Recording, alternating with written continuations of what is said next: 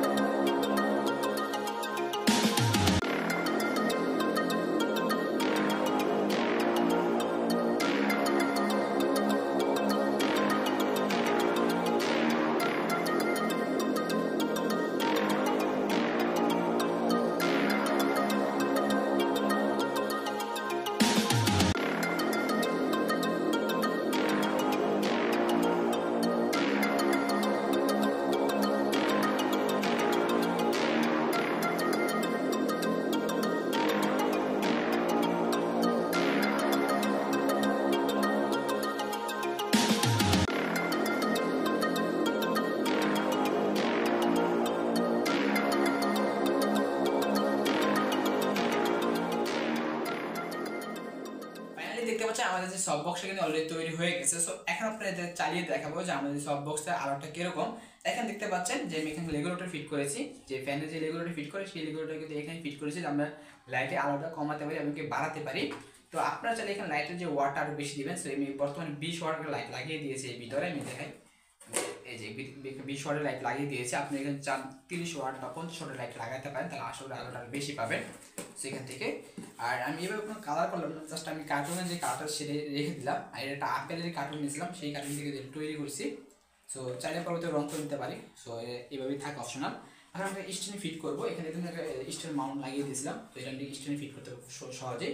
So এখানে একটা ring লাইটের স্ট্যান্ড আছে, আমি এই স্ট্যান্ডে ফিট করবো। আমি দেখাই, এই যে আমাদের এই রিং লাইটের যে স্ট্যান্ডটা, এটাতে আমি ফিট করে দেবো। আর তাছাড়া পরবর্তী ভিডিওতে আমি এরকম স্ট্যান্ড আপনাদের বানিয়েও দেখাবো যে আপনারা কীভাবে এরকম স্ট্যান্ড রাখি। আর এই স্ট্যান্ডে রাখবো।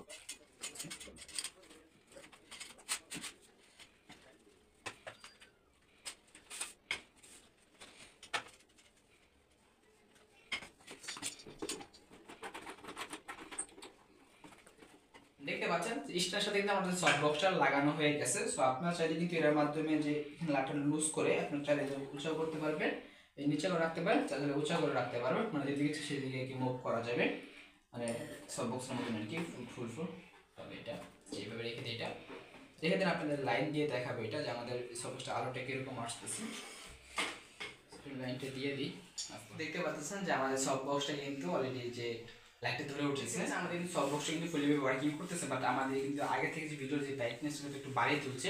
আমি যে আমার চারপাশে যে দুইটা লাইট লাগিয়েছিলাম, এই লাইটটা যদি অফ করে দেওয়া আসলে আপনার একটু ব্রাইটনেসটা কতটুকু আপনার আসলে ভালো বুঝতে পারেন। দুই পাশে যে আমার লাইটটা ছিল, এই দুইটা লাইট কিন্তু অফ করে দিয়েছে। এখন কিন্তু এটা মানে অরিজিনাল লুকটা, এটা আমার এই ক্যামেরাটা পিছনে রাখি কিন্তু এর কিন্তু অনেকটা আলো আরও বেশি দিবে।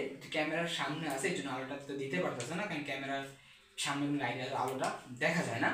চাইলে এই লাইটটা আপনারাও বানাতে পারেন, যারা যে টুকটাক ভিডিও কাজ করেন বা ভিডিও করেন টুকটাক যাই হোক, তাহলে তারা কি এটা বানাতে পারেন খুব কম খরচে, কিন্তু আপনারা নিজেরা বানিয়ে নিতে পারেন। মানে টুকটাক বলতে গেলে 1 থেকে 1.5 টাকার ভিতরে খরচ করে কিন্তু আমরা এরকম একটা সফট বক্স বানাতে পারবেন খুব বাসা বাড়িতে। আর যদি বাজার থেকে কিনে আনেন এরকম খরচটা অনেক বেশি পড়ে যাবে। আর বাজার থেকে কিনে আনলে আপনার দেখা যাচ্ছে ওর প্রাইস নেবে অলমোস্ট 35 থেকে 4000 টাকা কিন্তু প্রাইস নিতে পারে। সো আশা করি তার থেকে এটা অনেকটা বেটার অপশন দিবে, কারণ ছোট্ট প্রথমে শুরু করতে চান কেউ কিছু। সো গাইস আজকে পর্যন্ত এই পর্যন্ত। যদি আজকের এই ভিডিও আপনাদের কাছে ভালো লেগে থাকে তাহলে অবশ্যই ভিডিও থেকে লাইক করবেন, আর যদি চ্যানেল নতুন থাকে তাহলে অবশ্যই চ্যানেলকে সাবস্ক্রাইব করে আমাদের পাশে থাকবেন। আর দেখা হচ্ছে প্রোগ্রাম ভালো থাকবেন, সুস্থ থাকবেন, আল্লাহ হাফিজ।